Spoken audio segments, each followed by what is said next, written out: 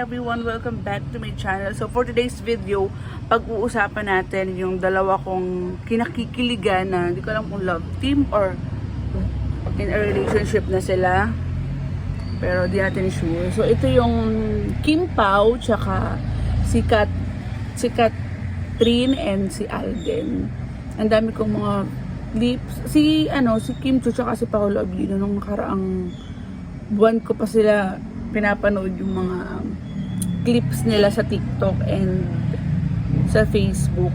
Actually, tatlo sila si Bybory tsaka si Brent. Pero ngayon parang wala masyadong ganap kay Bybory tsaka kay Brent. Kasi hindi pa naman sila officially loved. Pati naman si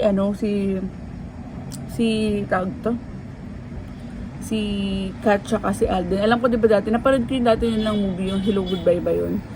Ayun, medyo nabitin ako sa kwento na yun. And ito nga, nag-birthday si Kat. And ang daming mga clips na nakakakilig. And alam nyo guys, pag ang babae kasi galing sa long-term relationship, tapos naghiwalay pa, tapos biglang may bagong guy or parang ang ang lambot niya ni. Sabi nga ni Vice, parang, parang, gulaman na sobrang lambot. Pero hindi natin alam kasi iba-iba naman tayo. Kasi diba, nanggaling din ako sa, napasama, artista. Hindi, ibig sabihin inaano ko lang kasi nanggaling din ako sa long-term relationship, tapos biglang naghiwalay, tapos parang biglang mayroong pumasok, umikse ng parang ang bilis lang ng pangyayari. Parang nagulat na lang ako isang araw, love ko na pala to, char.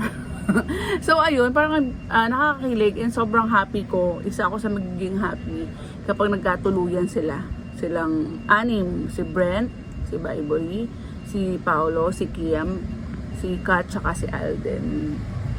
Ayun, nabibitin nga ako sa mga videos. Ang nakita ko lang videos yung nag-selfie sila, si Kat, tsaka si Alden. Tsaka yung pagdating niya na may dala siyang flowers, tsaka gift, yun. Tapos ang kay Kim Chu naman, yung mga behind the scenes nila, medyo napanood ko na yung iba. Ewan ko kung hindi pa ako napapanood. Kasi nakakakilig, parang vitamins ito sa tindahan. Yun yung ko, pahinga ko. Tabi ang hita. Thank you. So ayun mga abangan natin ang mga susunod na kabanata. Diba, bihira na ako mag-vlog, pero napablog ako because of them. Kasi, nakakakilig naman talaga, pero ang dami nilang haters ha. Ang daming haters. Kasi diba, syempre, si Pao is, dati niyang love team, naging jowa din daw si Jay. Pero not sure kasi hindi naman umamin.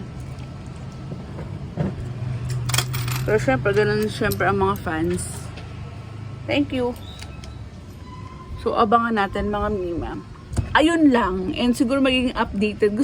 Ang inaabangan ko, hindi pong pumunta sila dito malapit sa mall, malapit sa amin. Talaga pupuntahan ko sila. Kasi gusto ko sila makita in person. So, ayun mga mima. Thank you for watching. And, oras na ba? Maaga pa naman. Parang 8 AM pa lang. So, bye!